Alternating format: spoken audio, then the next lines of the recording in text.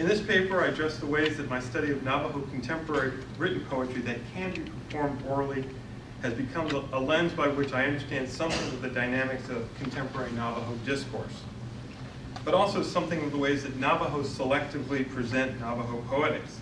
I will focus on interlanguage punning in both contemporary Navajo poetry and in more routine moments of verbal art, the use of bilingual Navajo in much everyday discourse, both literate and oral, and its relative absence from contemporary poetry, and in the use of Navajo adophony in much contemporary poetry, its relative decline in spoken discourse, and its opposition to Western literary traditions.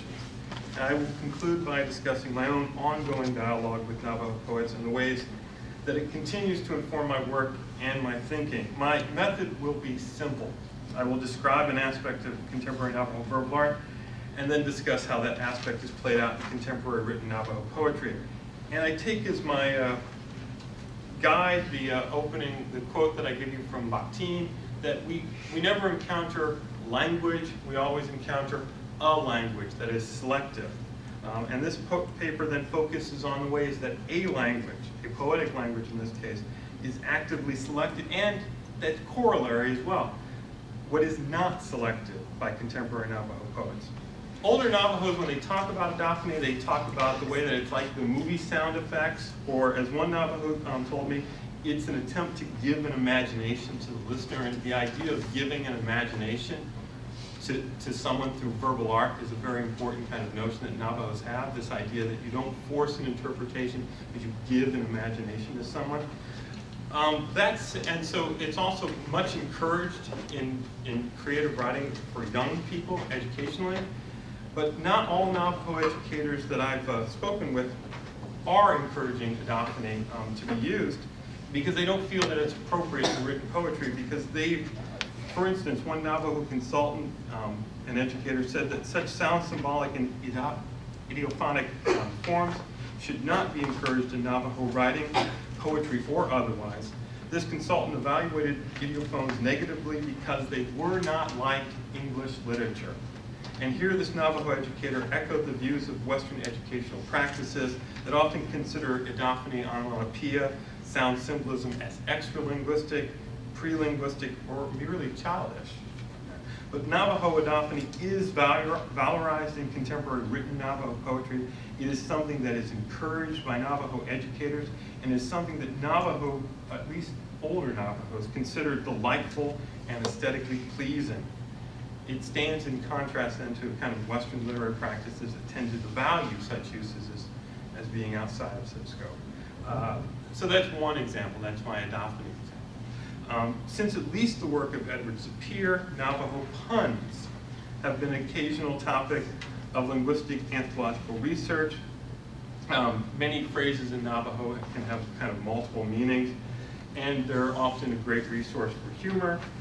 So the punning examples, Willard Hill, in a forgotten, neglected classic, Navajo humor, has discussed both intralingual, and interlingual puns.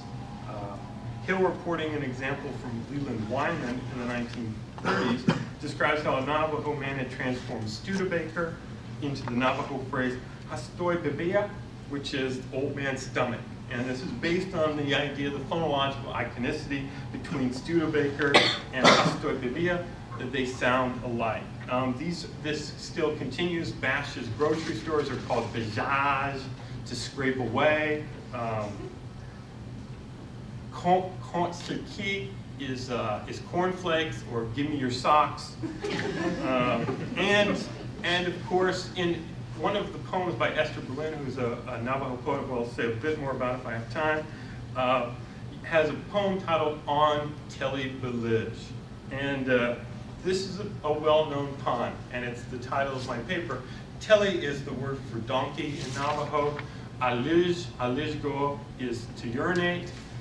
So when older Navajos first heard television, they thought people were saying Teli Alijgo, the urinating donkey.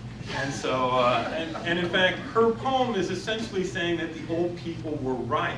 That they didn't mishear that. And in fact, there is much to say about television being just like a urinating donkey. there is another thing, and this is bilingual Navajo, and it's something that the young kids are doing, and I like to say now young kids because I feel I'm getting old. And it's a code mixing form. The young kids call it Novlish or Novglish, it's practically non-existent in Navajo poetry. In written, published Navajo poetry, it's practically non-existent. Probably they're documented since the 1970s that it's been occurring. Esther Boleyn is one of the only poets to actually use this form, and in the handout you get an example of this with Plazago, the last example. But it is what younger Navajos are using. It is the language that, if they speak Navajo, they speak a language often other than English. It is often Novlish that they're using, which is again code mixing. You take the kind of prefixes and suffixes of Navajo and you attach them largely to English language nouns, sometimes to verbs, but very rarely.